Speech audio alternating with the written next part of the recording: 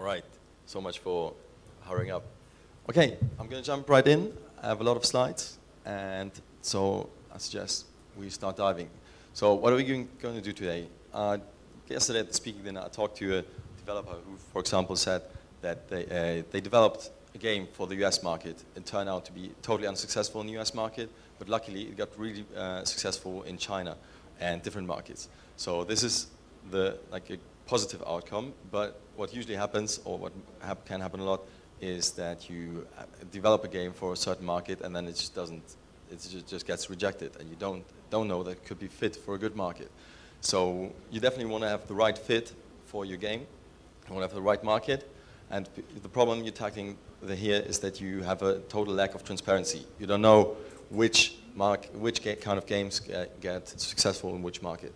So I would like to help you a bit with that and give you an idea. So what I'm going to do, I'm going to give you an overview of different markets, different categories that are important, and drill down a bit. So again, the problem is you have no real idea what is popular. You don't know which genres are popular. This might be the least problem.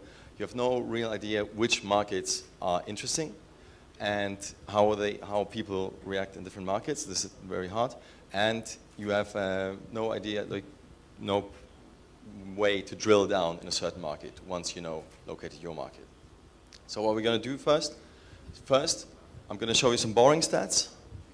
After the boring stats, I'm going to give you the top 10 Facebook genres on Facebook, reverse rank.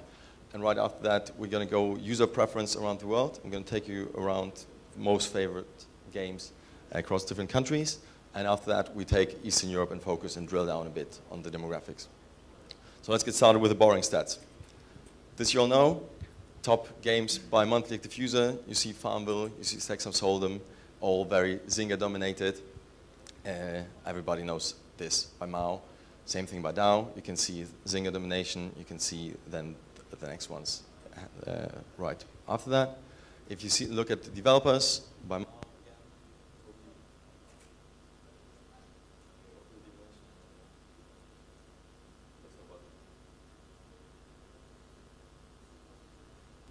Yeah, I got it. Thanks, David. So you can see total Zynga domination, but you can see the European developers catching up. Like right now, we have King.com switching off without me doing anything. Okay.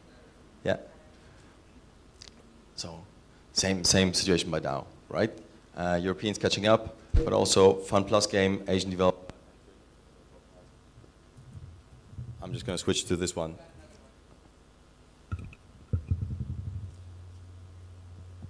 Hello? This works? This works perfect. I hope this works. Yeah. So same by the EU. So right now, the takeaways, there's no takeaways. You don't know anything now. You look up the stats online, and you know there's nothing you can do. You can see developers are successful, certain games are successful, but you don't really know why. You don't know why, you don't know where, you don't know much. So no takeaways, still left with the same problems. So first, we start with the top 10. So we start with 10. The top 10th most popular game genre on Facebook is bingo games. Very dominated by Zynga Slingo, but then you can see a whole bunch of different developers also being active in this field. Number 9, restaurant games is a genre that I thought at least was dead, like until 2 years ago. You can see signs of maturity that this game category exists for a very long time, because you can see localized versions of it, like the Chinese one, or if you drill down, if you look at the next slides, it's going to be more versions of that. But it got revived by Sheffield, that brought a big number of users to this genre. Next one, quiz games. Big players here. Draw Something and Song Pop, extremely popular. Then you can see all the different games that are also in this category. Number 8. Number 7. I recall this is a top 10 according to user numbers. So if we go according to monetization, probably this would be the most interesting field. It's a very high-paying segment, like the kick-size segment. You can see 3 kick-size games with War Commander, Backyard Monsters, Battle Pirates. But now everybody's talking about kick-size. Nobody's talking about Social Point, European developer that's performing really well. One of the top 10 developers on Facebook overall, really well designed and monetized games. Number 6, we sell poker games. With Texas Hold'em, probably the most successful game on Facebook ever. It's been around forever, unlike Farmville had ups and downs. Texas Hold'em was stable over the last 3 years, still monetizes really well. And you can see poker is a category that's really popular worldwide. I'm going to go talk about this a little bit later, but you can see Thai versions of it, Russian versions of it, like Chinese versions of it, mostly done by Booyah. So popular around the world. Word games, very recent trend. Work with friends, draw something. Everybody knows that games. Nothing much to explain, but also Angry Words, Family Food, different types. Number 4, slot machines. Very interesting genre. Probably most. I changed my mind. It's not strategy combat. Probably the best monetizing game genres is slot games. It's relatively new, and it started. And the beauty of it is that you basically don't have any regulations. If you develop slot machines outside of Facebook, you will find yourself in a very regulated space. So there's regulations about winning rhythms, how often you can win in a row without losing, how long you can play. This is all not given at Facebook, and which kind of it's funny. It's not played for real money, but a lot of people are speculating that Facebook is going to change that. They already are doing a pilot project with GameSys in the UK. So they already do real money betting, and these guys will probably end up cashing out way more if they would allow it outside this one developer as well. Number 3, match 3 games. We have seen in the last year, probably 1.5 years, we've seen like a very casual revolution on Facebook. Like Farm, like all the classic genres were going down, but really match 3 took it over. So you can see everybody's doing their match 3 games. King.com, Vuga, PopCap, Peak, Zynga, everybody's like equally represented, and you know the genre is just matching different types of colors and putting them together. Number 2 is actually the genre that I would have expected to be the most successful, like before I did the research. Bubble Safari, even more extreme than we've seen with Match 3. You can see everybody's got the Bubble game. King.com actually does 3 of them. So Hoop the Loop Saga, Bubble Saga, and Bubble Witch Saga. So in total, almost 17 million daily active users to Bubble game. As for the number 1, anybody has a guess what number 1 is? Exactly. It's Farm. Farm games. It's shocking. It's the same as 3 years ago. It's actually still farm games. They're extremely popular. Well, obviously biased. If you look at the overall numbers, you can see that it's really close at the top. So it was different before the release of Farmville 2, which was a big hit in terms of users. But now it's again Farm. You can see the symptoms of aging again. Different characters, different localizations, different versions. Farm is at the top again, almost 20 million daily active users. So our takeaways: no real idea what's popular. You have some idea what is kind of popular, but you still don't know where, right? So we're not going to lose time. We go straight into where. So user performance around the world. We're going to look at 7 different countries.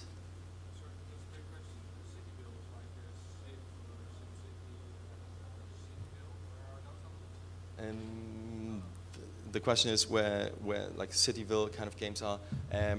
They're kind of lost. The segment's kind of lost because you have simulation games, and in a way everything is a simulation game. So we had the problem of categorizing them.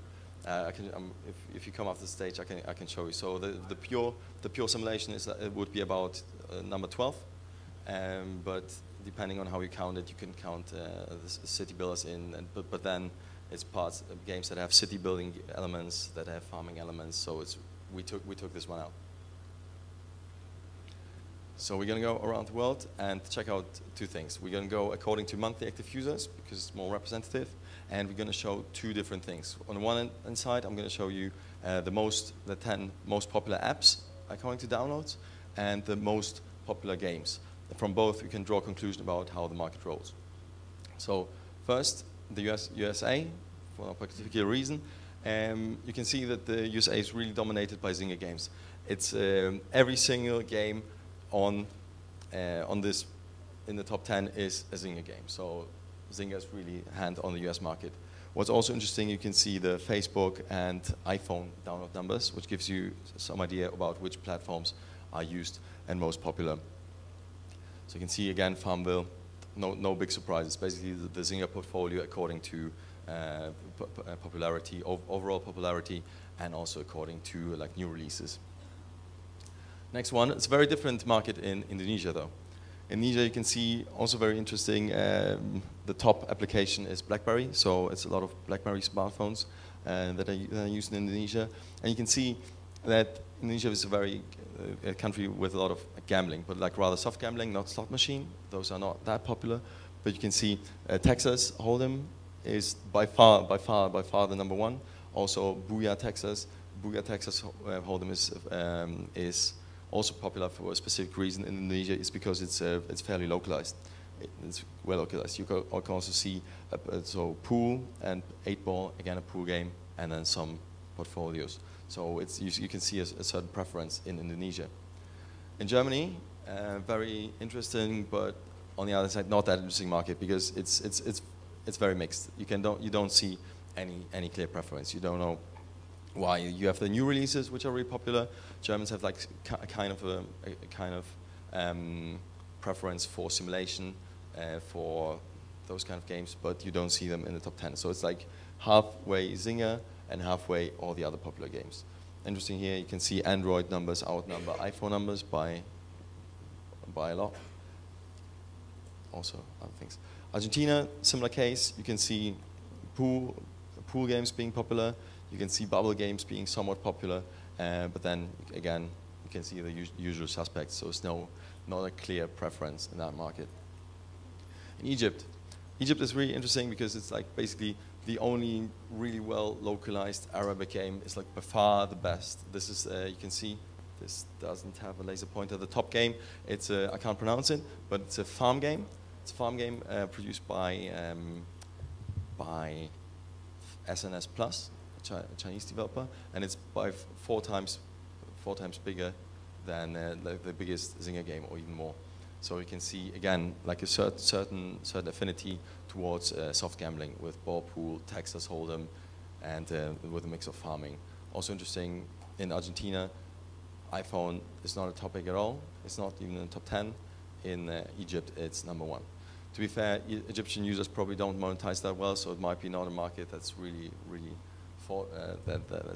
it's not a very red ocean. But if you do a farm game, probably there, localize it. It has got a good chance. India is a small Facebook market in terms of percentage users in India, but then again, it's like actually a lot of users using Facebook if you look at the nominal numbers. What you can see, if you've ever been to India, you know that Indians are crazy about music, are crazy about dancing, and apparently are crazy about quizzes as well. You can see Songpop, 7.5 million MAUs. That's about like the half of Songpop's users are in India. If you look at the down numbers, it's actually really high stickiness rate. Then you have the usual suspects again, the typical Zynga block, which I wouldn't pay that much attention for given Zynga's advertising spending. You can also see Texas being done well, and one surprise that, for example, I never heard of that game before doing this research. The cricket game. I actually drilled down to this game. It's how that cricket. It's got 90% of the user base just in India and Pakistan. You'll not be surprised to hear that it's like 95% of that users are male, and it's the only cricket game on Facebook. I can't tell you if it's a good cricket game or not because I don't know cricket well enough, but it's the only game and it's got a big amount of users. So if you looking for a niche, there you have it. Free advice. Taiwan is a good case for the necessity of localization. This is no news, but this is a really extreme case.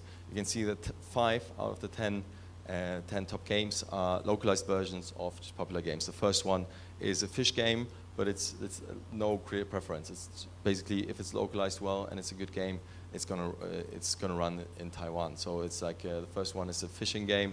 The second one is a city game, I think.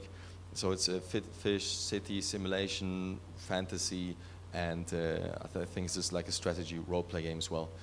So you can really see that if you not localize your game there, your chances drop. For some reason, the Taiwanese are crazy about Tetris. So Tetris Battle is like really popular in Taiwan and in the Philippines. I can't explain it. So our takeaway was here.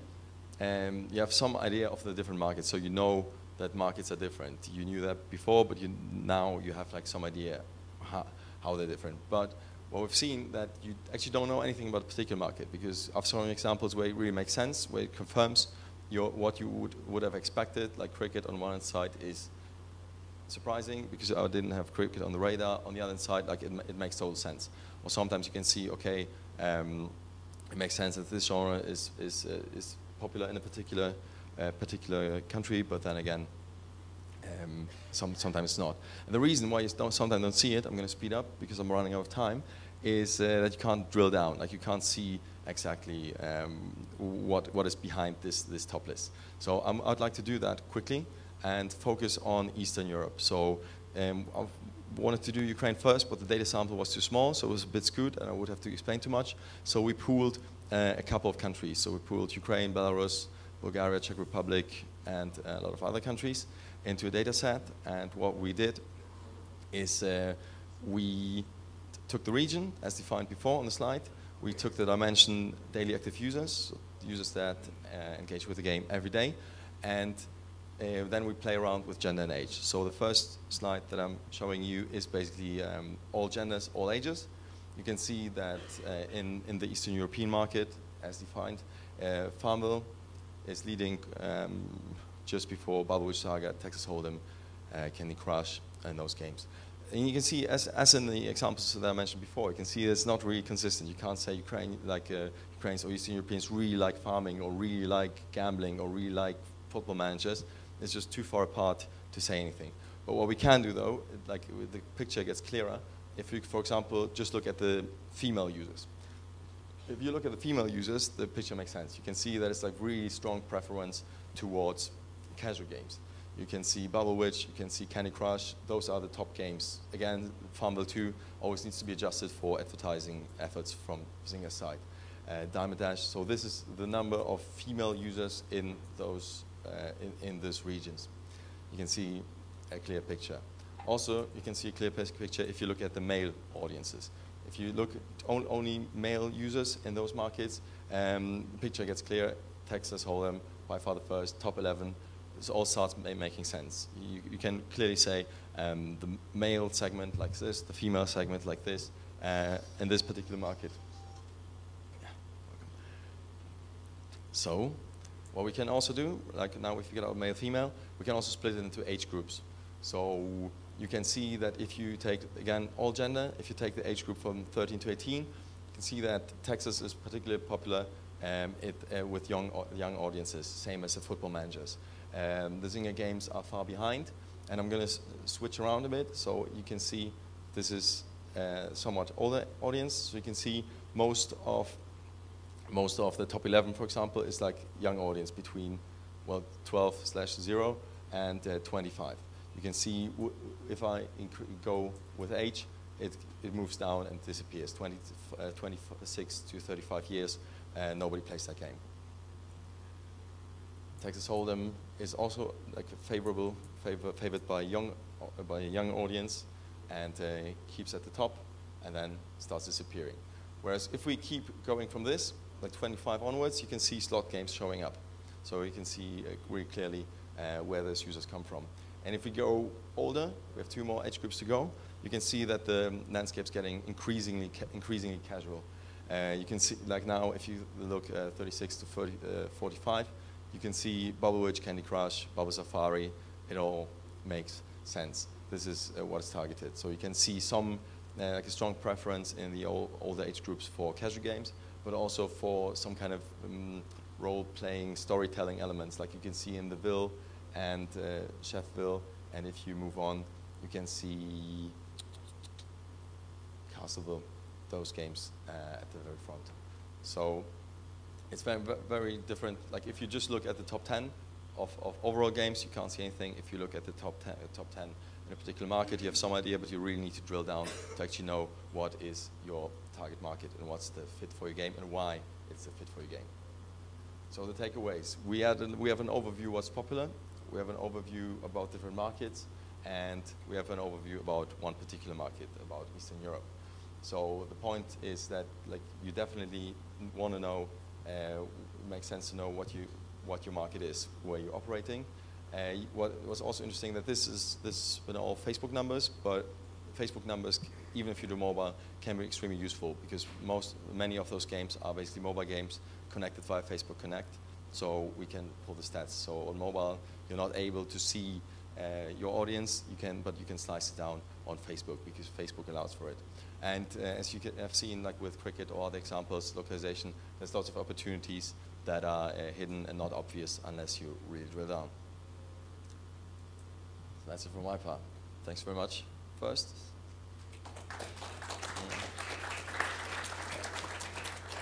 Do we have any questions or time for questions? Right off the bat. Yes, we have time for a couple of questions. I wonder the findings that you found, do they correlate with the general image of a country? Say it again. The findings that you find per country, do they correlate with the general knowledge that you have of a country? Well, as I mentioned, in some cases it does. In some cases there's not a surprise, like with the cricket example or like with the gambling. But sometimes they definitely correlate, sometimes they rematch, but sometimes they don't. Like I've looked into 60 countries before picking that, and there was definitely lots of surprises there. So it doesn't always match. It's really hard to say because well, maybe with my expectations it matches to 60%, but I've been doing this number figures for quite a long time, so that would be a very general question. We have time for one more. Oh.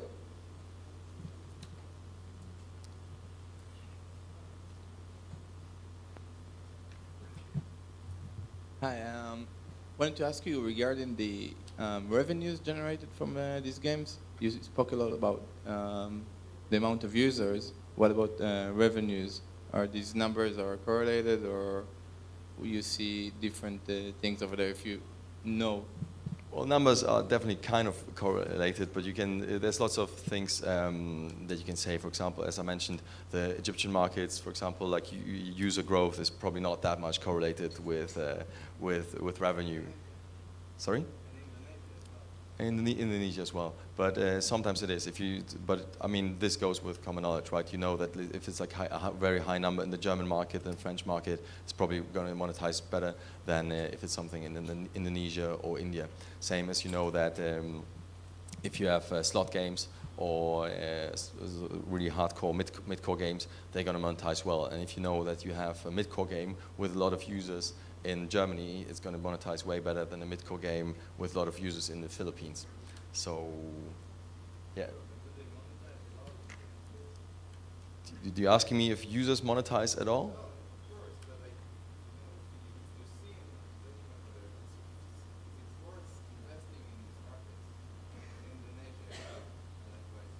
I'm not a game developer. I don't know the exact numbers of monetization over there, but yeah, probably, I don't know. I know that it's somewhat debatable if it's worth investing, for example, in the Egyptian market. In the Indonesian market, I don't know. I haven't seen numbers on that. But if you have an engaging game that monetizes to some extent, like I guess my guess would be that poker games still monetize good enough in Indonesia. So.